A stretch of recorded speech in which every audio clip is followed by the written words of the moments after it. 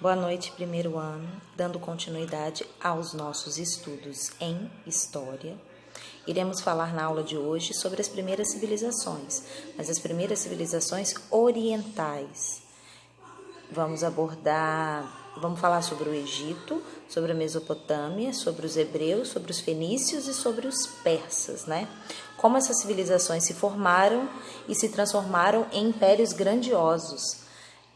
Podemos dizer que eles têm uma íntima ligação com o processo de sedentarização que vocês abordaram no trabalho de vocês sobre os primeiros hominídeos. A partir do momento que o homem conseguiu se fixar em um determinado território e não precisou mais ficar vagando em busca de comida, houve a possibilidade do surgimento das primeiras cidades, do Estado enquanto poder político, e assim essas enormes civilizações floresceram próximas a grandes rios. Por isso que elas são chamadas de civilizações hidráulicas. Gente, na Antiguidade Oriental, todos esses povos, eles habitam uma região conhecida como Crescente Fértil. O que é o Crescente Fértil? Essa região aqui toda pontilhadinha, tá?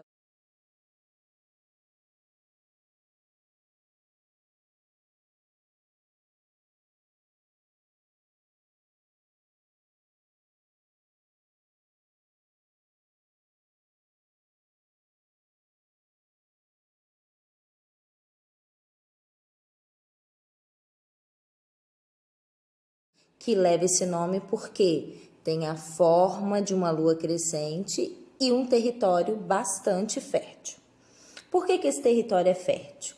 Porque ele é banhado por esses 4 grandes rios: o rio Nilo, o rio Jordão, o rio Tigre e o rio Eufrates. São 4 rios que garantem a fertilidade dessa região. No rio Nilo vai se desenvolver o povo egípcio.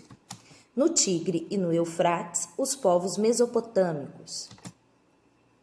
E no rio Jordão, fenícios e hebreus. Os persas, eles ficam aqui, ó, nesse cantinho aqui, tá vendo? Já quase saindo da região do Crescente Fértil. Isso aqui garante o seguinte: ao longo da antiguidade, todos os povos que habitam essa região vão tentar ficar aqui. Daquela moral, sabe, de quem quer entrar, não pode, porque já tem uma galera que toma conta, e quem está aqui dentro não quer sair de jeito nenhum. O que vai acontecer? O que isso garante? Uma briga constante e lutas constantes pelo domínio dessa região ao longo de toda a antiguidade. Então, relembrando, os povos que nós vamos estudar são os povos pertencentes a essa região do Crescente Fértil. Características gerais desses povos. Começando pelo modo de produção deles. Eles vão se organizar dentro do que nós chamamos de modo de produção asiático. O que seria esse modo de produção asiático? Todas as terras pertencem ao Estado e todos trabalham para o Estado, para pagar pelo usufruto dessa terra, e pagam impostos ao Estado através de parte da sua produção ou servindo como mão de obra nas grandes construções, sejam elas canais de irrigação, represas, palácios, pirâmides ou zigurates.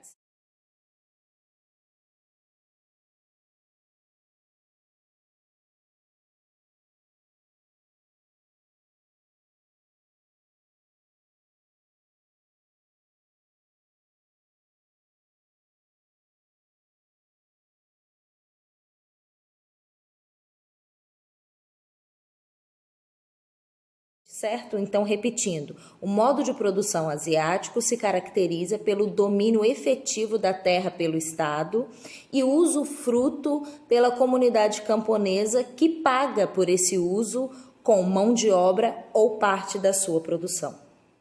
Outra característica geral é elas serem sociedades hidráulicas.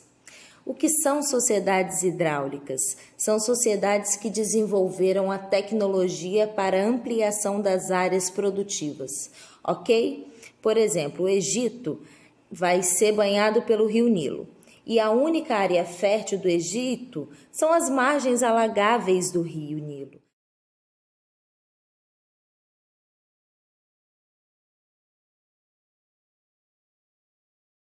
Essas áreas, os egípcios desenvolveram uma série de obras, como diques, canais de irrigação e represas, que vão fazer o quê?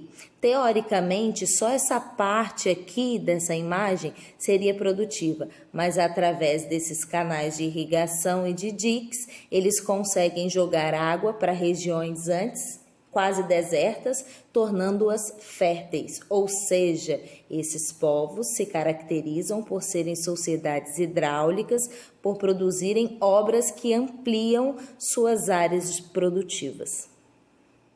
Outra característica, serem povos que têm religiões politeístas.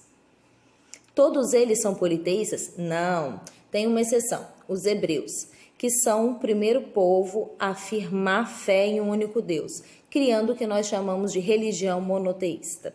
Fora isso, todos os outros povos serão politeístas, ou seja, acreditam em vários deuses.